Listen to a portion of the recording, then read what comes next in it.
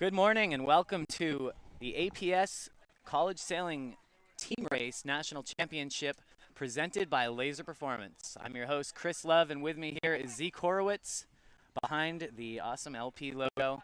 And we're here in St. Petersburg by the shores of Tampa Bay. How you doing, Zeke? I'm doing great. I'm happy to be here. Beautiful sunny Florida, Magnuson Resort. It's a beautiful spot. Got another beautiful day for team racing. A little bit lighter than yesterday, but actually looks more consistent so far. So we got 2 races underway. I'm doing great. And I don't know if you can hear the horns in the background, but we do have 2 races on the course and a third one starting. Now remember, in these preliminary rounds, we have already completed 64 races before today. So as we turn our attention back to the race course, we've got, let's see, it's Navy and Washington just started, and Roger Williams and Georgetown coming up next.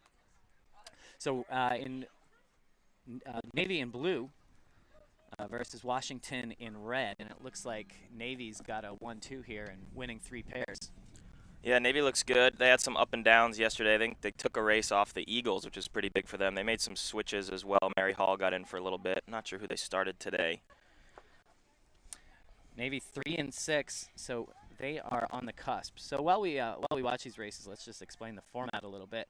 Usually we do 2 groups. We have racing in the morning, racing in the afternoon on the first day, and then the top 4 from each group move on. This year, with such a deep, talented pool, ICSA and the 2 fleets of boats, ICSA decided to put together a full round robin with all 14 teams, and so that's what we're in now. 64 races completed yesterday. So Navy is 3-6 and tied with Hobart Williams-Smith for 9th. Only the top 8 will move on. So the results after yesterday, Brown, Stanford, and Yale all 8-1 with the best records. College of Charleston is 4th with 7-2. Georgetown 6-3 and St. Mary's 6-3. They're tied for 5th. Roger Williams was 5-4. BC 4-5, and as I mentioned, Hobart and Navy tied for 9th, a record of 3-6. So it looks like the red and blue. Sorry, that graphic is identifying a different race. That's Hobart and Tamag. They are actually further up the course. If we look to our right, we'll see the yellow and black boats. And Hobart just killing Texas A&M Galveston on that final leg. They're coming up to the finish. Meanwhile, Navy continues to lead Washington. And then back at the start, we have the green boats versus the orange boats. They're just under 1 minute left to go. That'll be Roger Williams in green, Georgetown in orange. And this ought to be a good one. Yeah, this is good. Roger Williams coming off a big win yesterday, the last race of the day, beating College of Charleston and Georgetown, also in the mix up there at the top of the field. Georgetown, a team that people probably think is a Final Four threat for sure. Roger Williams, a little bit off the pace, but certainly a threat with Alec Anderson sailing really well. So should see Alec Anderson in the middle for the green boats is where he usually starts.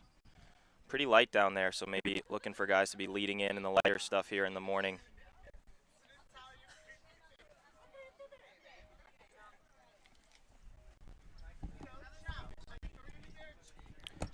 Roger Williams with a nice start there at the boat and the pin. And we got a boat either spinning or coming back to start again for Georgetown. So advantage to Roger Williams, I'd say early. Definitely have 2 pairs. Not sure if they have the 1. Certainly a good play 2. And in these shifty conditions, especially on the first beats, you saw a lot yesterday. Play 2s quickly changing to play 1s on the first beat. So look for Roger Williams to try to extend here.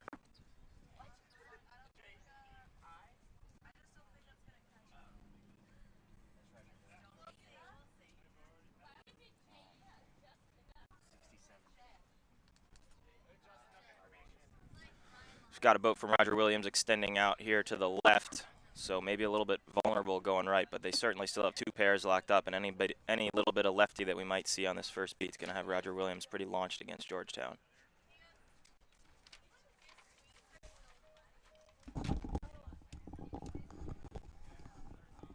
So next down on the start line is St. Mary's in the light blue boats versus the brown Bears in the pink USF boats.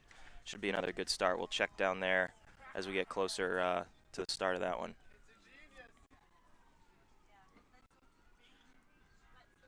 Roger Williams is doing an awesome job on that first beat, playing some shifts. They're winning the right, they're winning the middle, they're winning the left. They look to sort of be dominating the Hoyas here.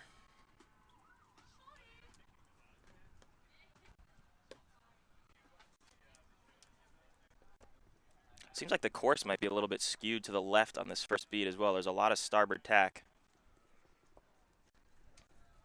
With that land all the way up there on that left side, I think we might see some big left shifts coming off the shore. So that guy, Roger Williams, hard left in the green boat, is looking pretty launched here.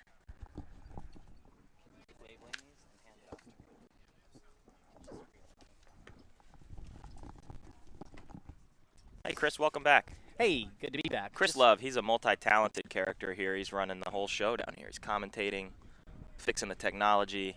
It's unbelievable. Yeah, I think the technology's running all right. We're just trying to get ourselves color-coded here. We have got some of our rotations in color, some in black and white. It makes it kind of difficult. Oh, jeez. But we do have all the graphics ready to go up pretty soon. It's a pretty nice breeze. You know, I was here for women's. I know you didn't make it, Zeke, but 4 days of women's. We didn't really see breeze until almost noon every day. And the past 2 days, we come out here at 9 a.m. and it's already piping.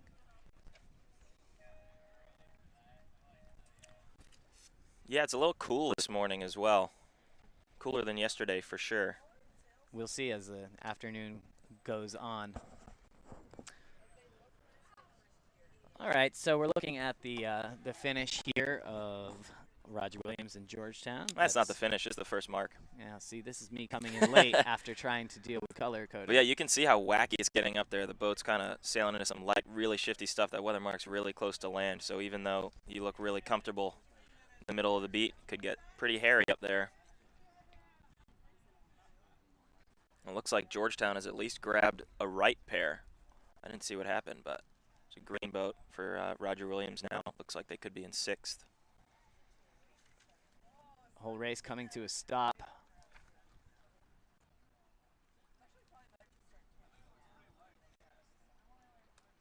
There's the view of Tampa Bay. There we go, Roger Williams and Georgetown. Wow. So looks like Roger Williams going to get away there with a play 1-1-2, but no ace as their third players, and looks like in 6th. So it's going to be a pretty sketchy run here for Roger Williams trying to hang on to that 1-2 and that light, wacky stuff we're looking at.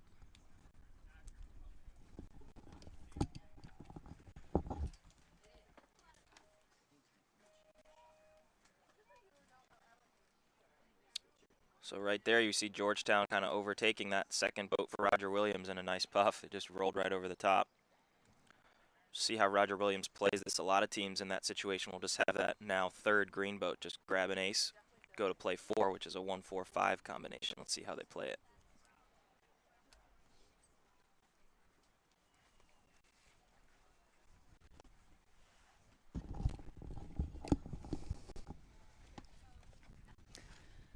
Just want to let everybody know who's watching from home, we're now tuned into the chat room, willing to accept questions and comments from the audience as you follow along from home.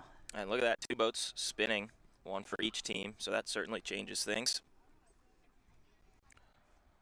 I'd say Roger Williams still with the advantage as they have the 1, but they're kind of fighting for 6 now, so let's see what happens. Pretty tight racing.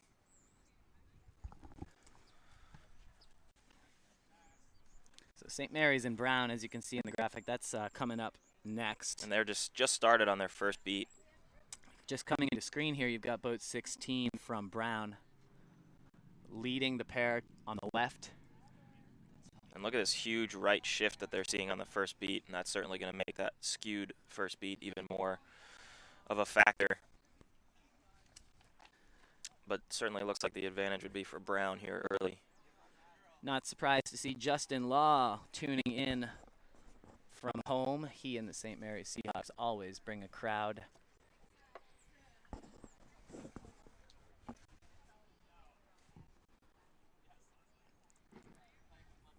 So if we pan back to that Roger Williams Georgetown race, it's really hard to tell from this angle whether or not this lowest green boat has anybody, but Looks like Georgetown may have converted here into a play 2.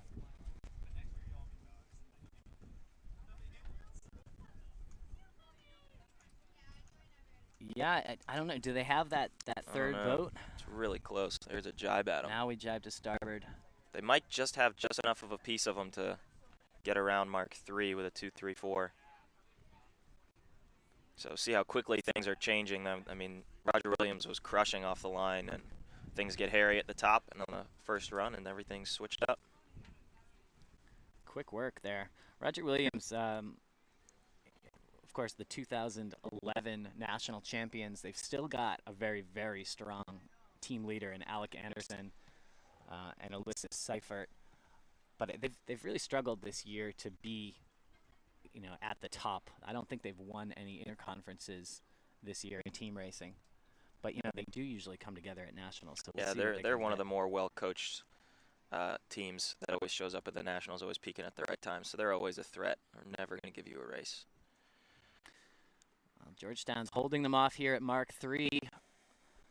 Around with a 2, 3, and closing the door. Yeah, really nice 4. job there by the fourth boat by Georgetown, just putting a tiny little gap in there for his 2 and 3. Start pushing the one around the course.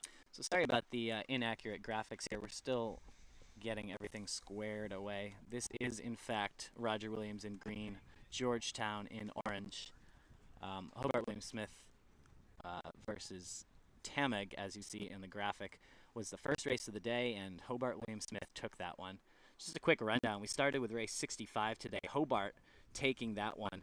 Maybe we can keep our own score here, Zeke. Make a mark for W. A W for Hobart. And it was a Navy W for Navy, I believe. Yeah, Navy took their second race against Washington, and here we are in the third race of the day. Roger Williams versus Georgetown. Race number 67.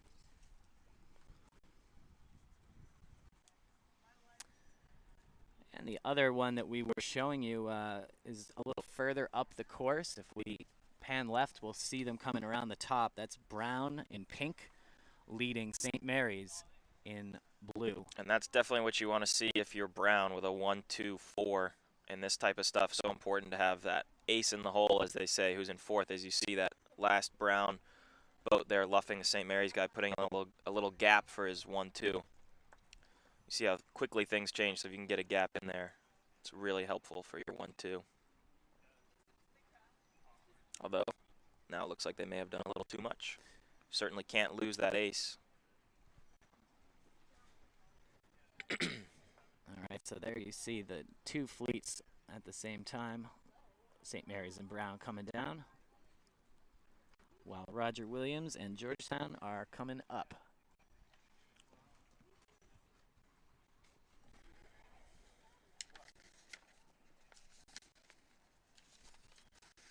So here comes Georgetown again with their 2-3-4.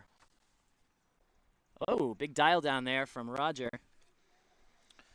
50-50 call every time if there is going to be an umpire call. It's certainly not what you want to be doing when you're winning a race.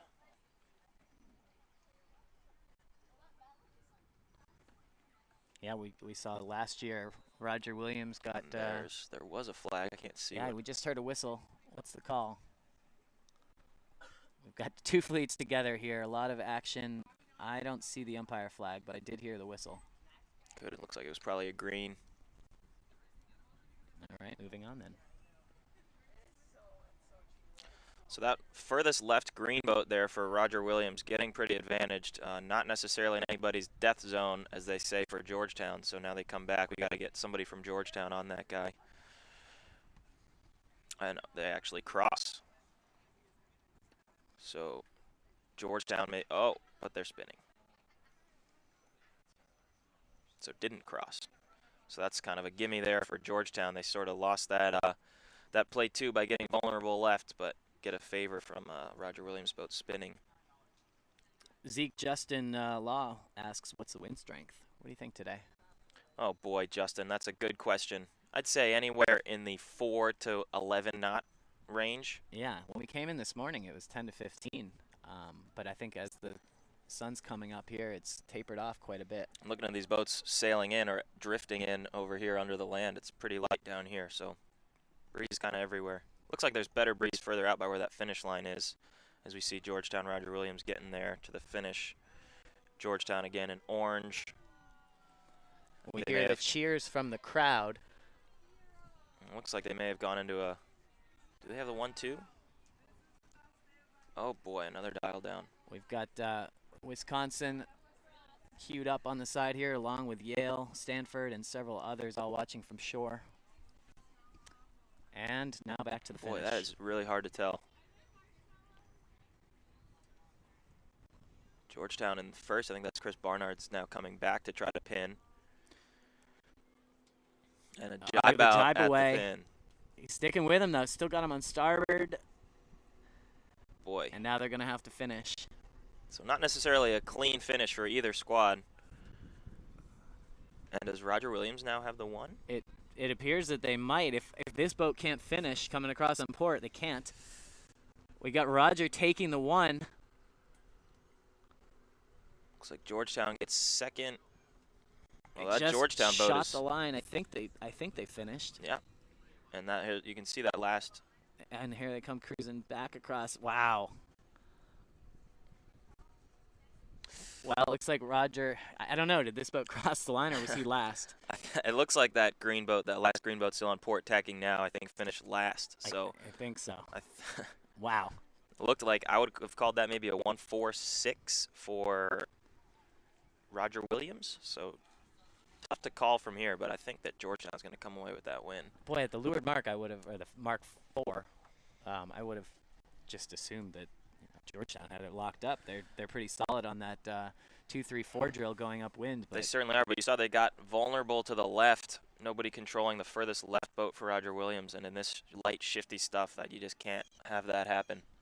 I'm trying to look down and see Amanda down there, see if she's cheering or crying, but I can't really find her for Roger Williams. I don't think they know. I don't think would assume knows. if she's looking at our view, and we're shooting from a 30-foot scissor lift today. They're all looking from shore, so I'm sure that we'll have to wait until they get in and check out the body language. But on that last beat, if we go back to the Brown-St. Mary's race, where Brown was leading pretty comfortably on the run, looks like they're still holding on to a 1-2, but I don't think that they have the ace, which is really scary. So Brown is in pink, St. Mary's in blue.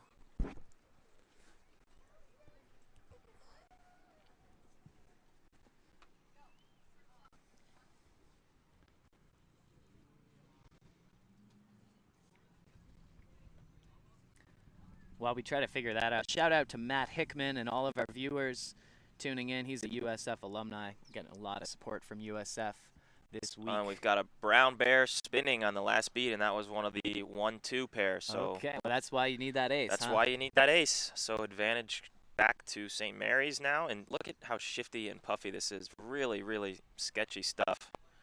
This is so unlike this venue. We've had really just steady breeze. Yesterday we had some shifts, but not nearly as variable as this. Is this another boat spinning, or is that just finishing their circles? I think that's the boat finishing their circle. Wow, that took a long time. But now I can't tell. That furthest boat out right for Brown is still behind, I think, the St. Mary's guy. So it looks like St. Mary's in a pretty comfortable play 2. Yeah, this boat is to leeward. Boat 18 to leeward of, and now behind. Boat 6. So St. Mary's. And again, super skewed beat, big right shift, and there it looks like laying the finish. So when you're St. Mary's, you're just trying to get in that finish box and get across the line. Well, in just a minute, we've got Yale versus Charleston. We'll finish this one up. Looks like a win for St. Mary's, huh? As St. Mary's It's takes a big the win. W. Good win for St. Mary's against Brown, who had sailed so well yesterday. We're listening to you guys. So we heard you creeping. I was like, why are they looking at us? Well, did you win or lose? Yeah, she doesn't know. That was Amanda for Roger Williams just stopping by. She doesn't know if they won or lost.